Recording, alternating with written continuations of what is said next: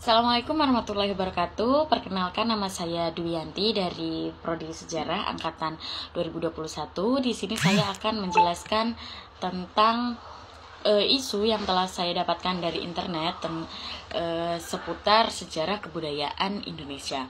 Nah, di sini saya akan mengangkat isu tentang sesajen, di mana kita di sini akan berbicara tentang lebih dalam lagi tentang sesajen. Nah, menurut Ramazi di jurnalnya, dalam jurnal Rodin R pada tahun 2013 yang berjudul Tradisi Tahlilan dan Yasinan, tradisi ini berasal dari kata traditium, yang berarti segala sesuatu yang ditransmisikan atau bisa jadi diwariskan oleh masa lalu ke masa sekarang. Dari pengertian tersebut, jelas bahwa tradisi ini adalah warisan kebudayaan atau kebiasaan masa lalu yang dibawa atau dilestarikan secara terus-menerus hingga masa sekarang. Nah, dari jurnal Adam UK, Fatlullah dan Nurbayani pada tahun 2019 yang berjudul Sesajen sebagai Nilai Hidup Bermasyarakat di Kampung Cipicung, Girang, Kota Bandung, budaya sesajen ini menjadi salah satu contoh akulturasi budaya Hindu dan Islam.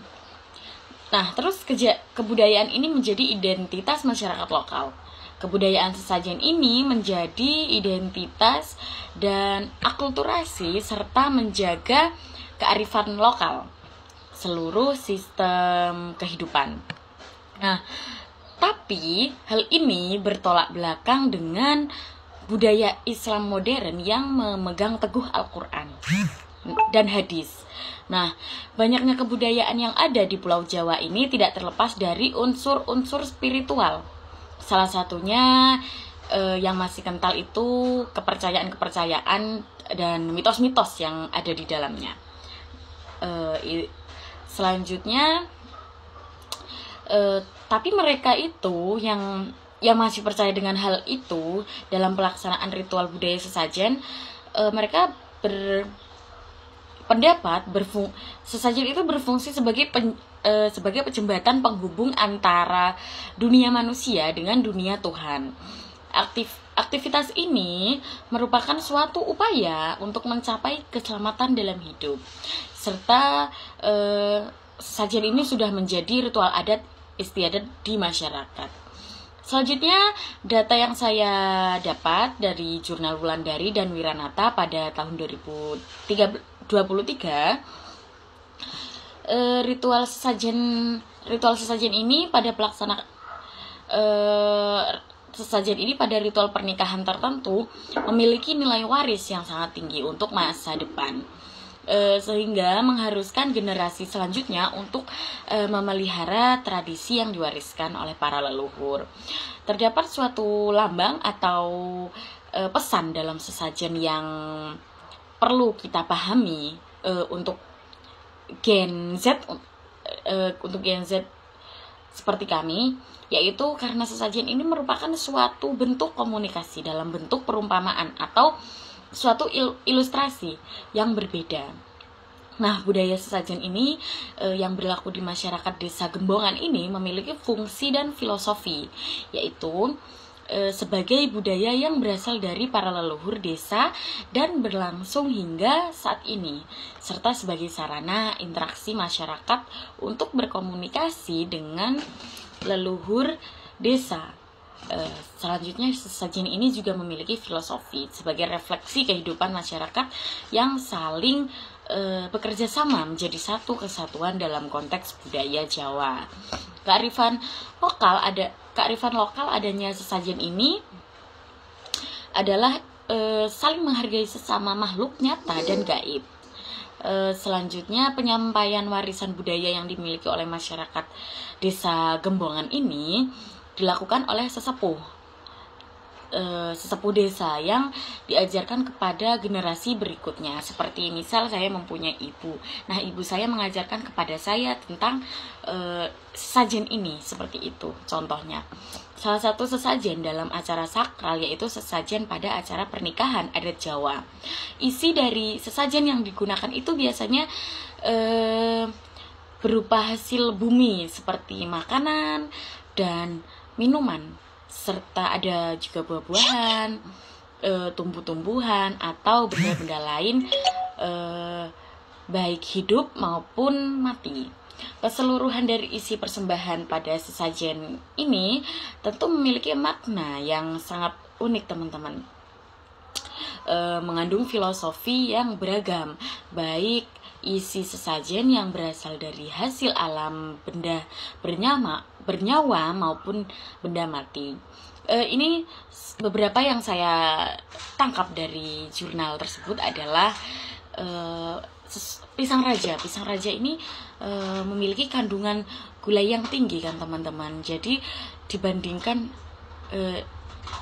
pisang raja ini memiliki kandungan gula yang lebih tinggi daripada pisang yang lain. Nah, sehingga rasanya yang manis dianggap mengandung simbol kebahagiaan, cinta, dan kesetiaan. Selanjutnya ada kelapa.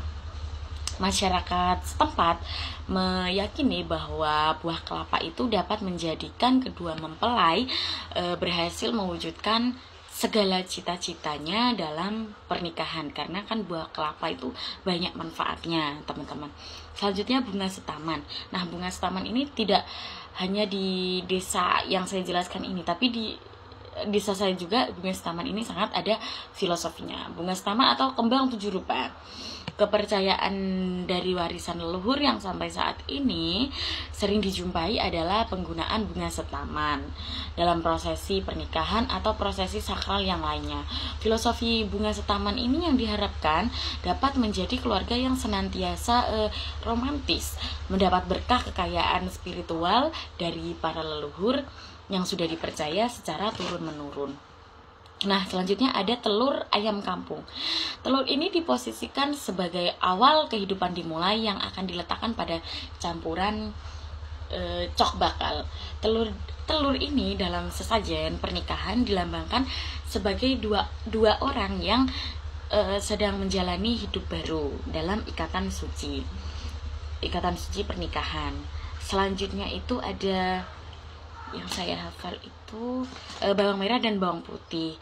Filosofi yang terdapat dalam bawang merah dan bawang putih ini, setiap perbuatan baik maupun buruk, jadi bawang merah itu difilosofikan sebagai bawang jahat, dan bawang putih bawang baik, itu akan mendapat ganjaran yang setimpal. Nah, desa Gombongan ini masyarakatnya percaya bahwa dengan menggunakan bawang merah dan bawang putih sebagai salah satu campuran pada cok bakal sesajen pernikahan, maka nantinya kedua pengantin akan melakukan kebaikan-kebaikan dalam rumah tangga. Selanjutnya ada cabai. Cabai ini berwarna merah kan, teman-teman, dianggap sebagai warna keberanian yang diyakini selama memberikan keselamatan kehidupan yang sedang dijalaninya. Selanjutnya ada beras. Beras ini difilosofikan sebagai sumber kehidupan, sehingga diharapkan kehidupan dalam rumah tangga nantinya selalu dilimpahkan rezeki. Selanjutnya ada tikar mendong. Tikar mendong yang berarti kebersamaan membuat masyarakat desa Gombongan ini mengartikan filosofinya ini sebagai kerukunan. Melalui sesajen ini, masyarakat nanti akan memohon kepada Tuhan untuk selalu memberikan pertolongan dan dihindarkan dari sifat yang negatif seperti itu.